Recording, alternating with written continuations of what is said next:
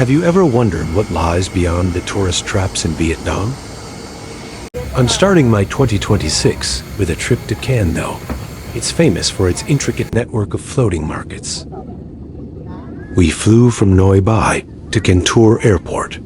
It's a 2-hour flight since it's deep in the south.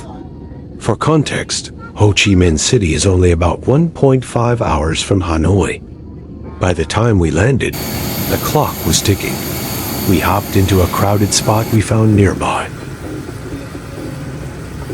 Honestly, calling it a restaurant feels too formal.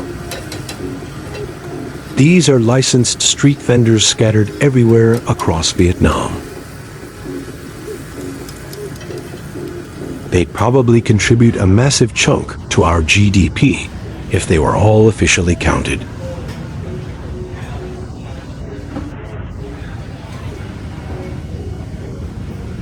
They specialize in banh mi cho. If you're not familiar with it, it's a Vietnamese dish where bread is served with a variety of toppings in a sizzling pan.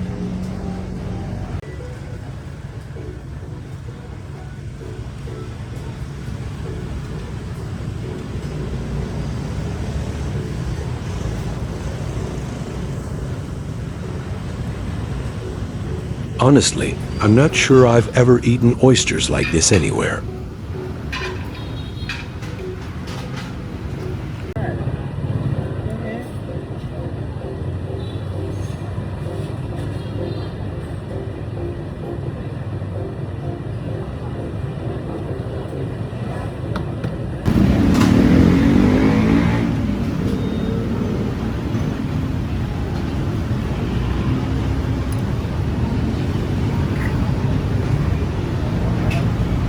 Still hungry, we hit our next stop, Cơm Tấm, broken rice.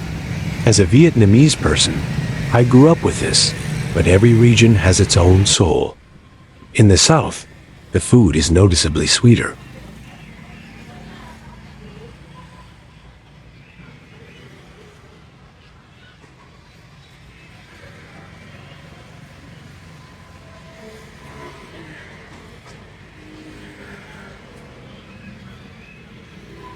There's a tradition here reaching back to the 2000s of using more sugar and additives.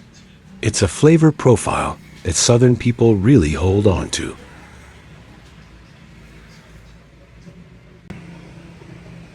But obviously, it's not the healthiest option.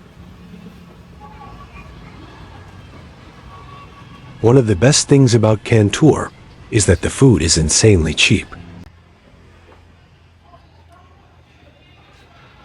This entire feast you're looking at cost us less than 100k Vietnamese dong, which is under $4.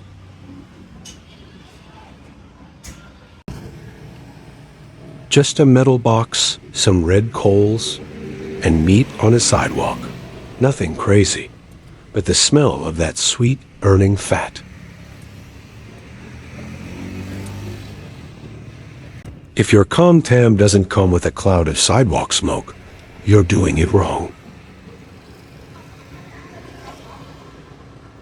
Looking at this glistening piece of fatty pork, and then looking at me, you might see a connection.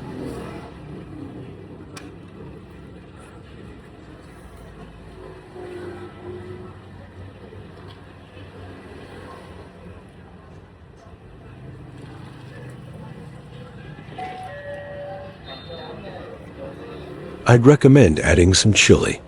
It's a type of sweet chili sauce, and for me, it gives a mild tingling kick.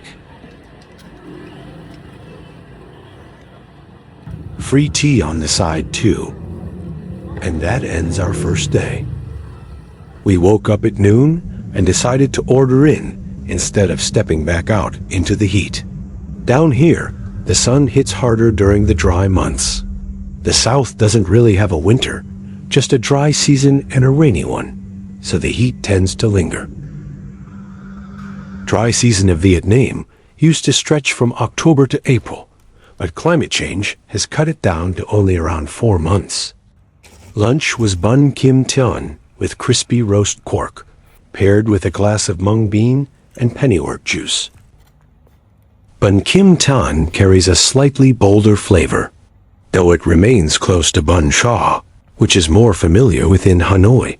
It's still built on that base of meaty sweetness, savory fish sauce, and pickled vegetables.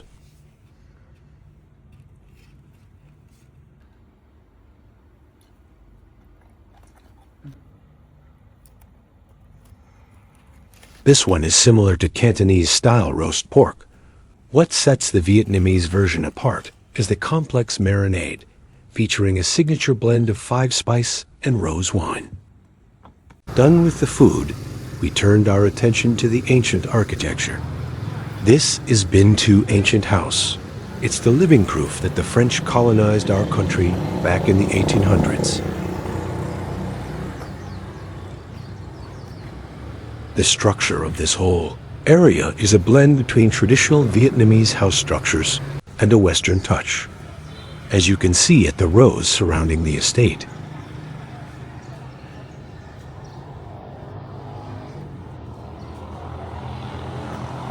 People back then had to be extremely rich to fund the construction of this house.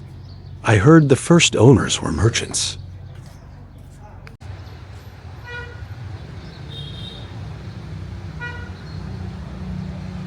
Right in the courtyard, there's this Han Non Bowl, a miniature mountain landscape that's a staple in traditional Vietnamese gardens. It's not just for aesthetics. It's a feng shui element meant to bring balance and ward off bad energy from the house.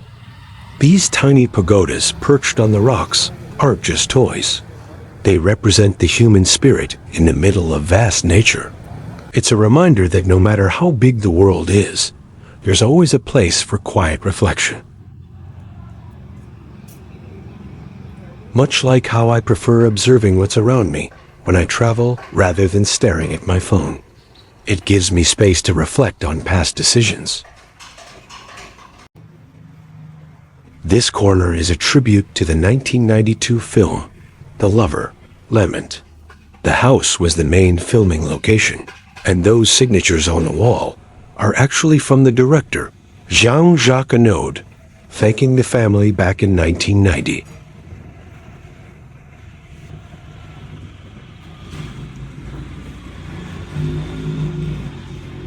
This is also some European touch.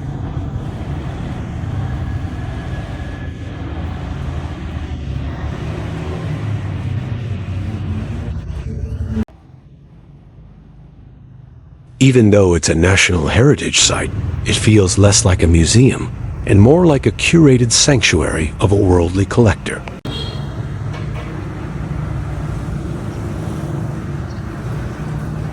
Leaving the shadows of the ancient house behind, I headed towards the riverbank just as the sun began to dip.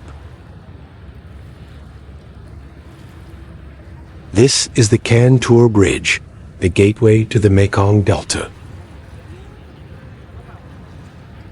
Seeing the scale of it against the sunset, it makes you feel tiny, but in a peaceful way. You can find these skewers everywhere in the south, but they are all over the place in Can Tho. It's called Ca Vien Chen. When you come to Can Tho, many people say you have to try Vit No Chao.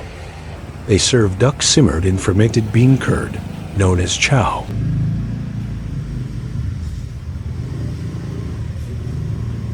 If you've ever tried Chinese-style hot pot dipping sauce, the broth tastes quite similar, just lighter in texture and less thick.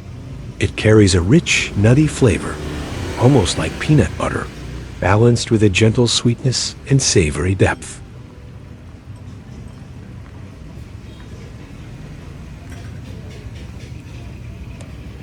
You can find mass-produced bowls like this everywhere nowadays. But back in the day, these were prized possessions for wealthy families here. This specific style, with its heavy Chinese influence, became a part of the local soul over time. It's a mix of different cultures that somehow feels completely at home in the Mekong Delta. Seeing them still being used in this house makes the history feel less like a museum and more like a living memory. On the side, there's Nuoc Sam, and herbal ginseng infusion. Lightly sweet, herbal, with a grounded, earthy finish. Rice vermicelli works best with this dish, as its slight tanginess helps cut through the richness of the chow.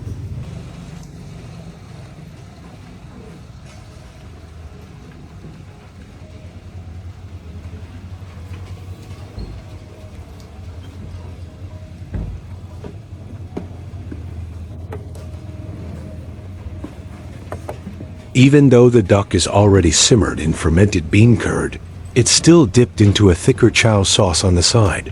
Richer, sweeter, more concentrated.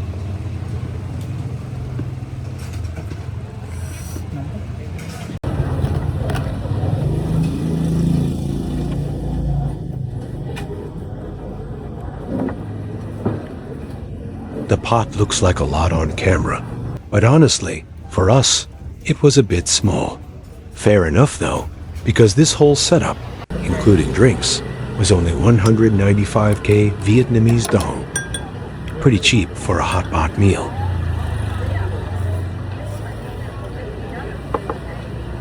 And then there's this oddly shaped plastic ring.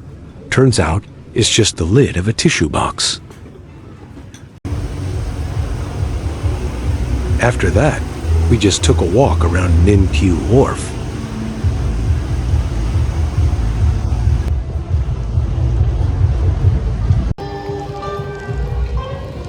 I filmed this right before Tet, our Lunar New Year. That explains why there's so much going on around here. The usual mindset is to hustle and make some extra cash before the new year hits. So the streets are pretty packed, especially the places selling tech goods. There are just people constantly going in and out. It's a very specific kind of busy.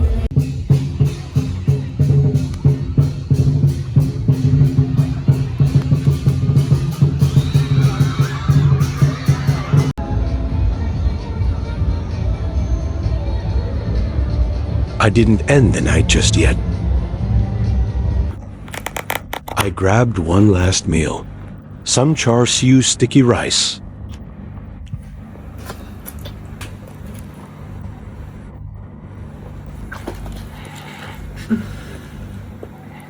And again, more fried fish balls. I have to leave really early tomorrow, so there won't be time for breakfast. Just getting this out of the way, so we don't go hungry in the morning. There's also cha zo. It is usually a mix of pork, glass noodles, mushrooms, and vegetables, wrapped in rice paper and fried until golden. This is probably my favorite. A cup of mixed fresh fruit. It's the dry season now, so fruit in the south is abundant and surprisingly affordable. With less rain and more consistent sunlight, the trees have better conditions to develop their sugars.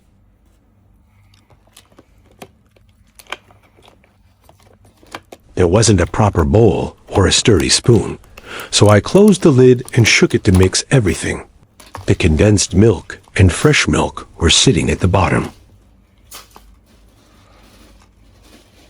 I used to wonder why there seems to be less good fruit during the rainy months. Too much rain can dilute sweetness, cause root stress, and increase the risk of pests and rot. Some fruits even drop early before they fully mature. That should keep me full. No worrying about waking up hungry. Tomorrow, I'll be up early to get on a boat to Kai Rang Floating Market.